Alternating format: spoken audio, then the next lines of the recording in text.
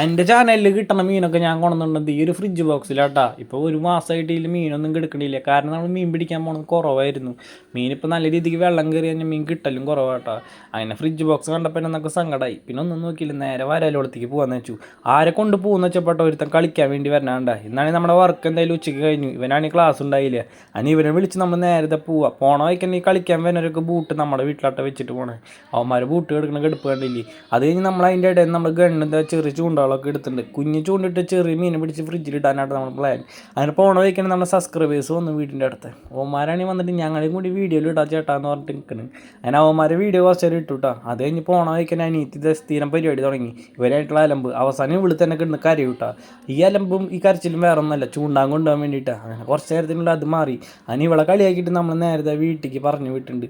അത് കഴിഞ്ഞ് നമ്മൾ നേരത്തെ സ്പോട്ടിലേക്ക് പോയിട്ട് കേട്ടോ. പോണ വയ്ക്കാൻ നമ്മുടെ വീടിൻ്റെ അടുത്ത് ചെറിയ പിള്ളേരൊക്കെ ഒരുക്കിയാണ്. നമ്മൾ ക്യാമറ കൊണ്ടുവരാണ്ട് പിന്നെ ഒക്കെ പാളിപ്പോയിട്ടാ. ഒരെണ്ണ ക്യാമറ എനിക്ക് നോക്കണ്ടായില്ല. നമ്മുടെ പാടത്തെ നേതാവെന്ന് പറഞ്ഞത് ഇവനാട്ടാ. ഇവിടുത്തെ പിള്ളേരൊക്കെ ഭരിക്കണത് അവനാണ്, അച്ചുട്ടീൻ്റെ പേര്. അങ്ങനെ അത് കഴിഞ്ഞ് പിള്ളേരെ കളിയാക്കിയിട്ട് നമ്മൾ കുറച്ച് നേരം വീഡിയോ എടുത്തിട്ടോ. ഒരെണ്ണം പോലും നമ്മുടെ മുഖത്തേക്ക് നോക്കണ്ടായില്ല. അവന്മാർക്ക് മനസ്സിലായി വീഡിയോയിൽ വരുന്നു. അങ്ങനെ പോണ വയ്ക്കാൻ നമ്മൾ കയറിയിട്ടുള്ള വെള്ളത്തിൻ്റെ അവിടെ കുറേ രീതിക്ക് പൊടിക്കുട്ടന്മാരെ കണ്ടു കേട്ടോ. അവന്മാരൊക്കെ പിടിച്ച് ഉണ്ണികൾക്ക് കൊണ്ടുവന്ന് കൊടുക്കണം എന്നൊക്കെ ഉണ്ട്. ഇനി എന്തായാലും അനിയത്തിനെ കൊണ്ട് പിടിപ്പിക്കാം. അടുത്ത ലക്ഷ്യം എന്ന് പറഞ്ഞാൽ പോയി നല്ല രീതിക്ക് അര കിട്ടണം. ഇപ്പോൾ പാടത്ത് വെള്ളം കയറി കഴിഞ്ഞാൽ എല്ലായിടത്തും അര പറിച്ചിട്ട് കിട്ടണം എന്നുണ്ട് കേട്ടോ.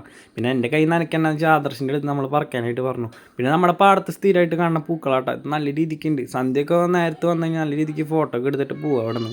അങ്ങനെ അതൊക്കെ വീഡിയോ എടുത്ത് നമ്മൾ പോണ വൈകട്ടെ. രണ്ടാശന്മാർ ഇവിടെ വന്ന് ചൂണ്ടാനായിട്ട് മുന്നേ വന്നിട്ടുണ്ട്.